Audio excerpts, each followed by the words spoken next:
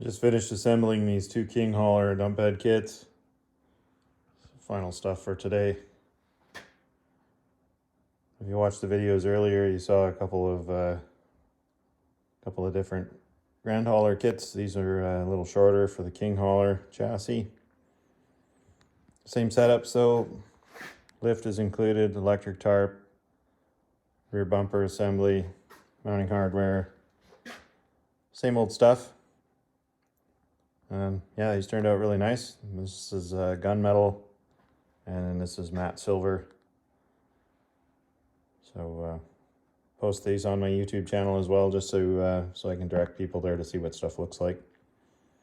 But yeah, that's about it. I've had enough for today, so I'm gonna call it. I just wanted to get these done and some pictures taken. These are for sale. Both of these are available. So if you're interested, let me know. You know how to get a hold of me through social media. Thanks for watching.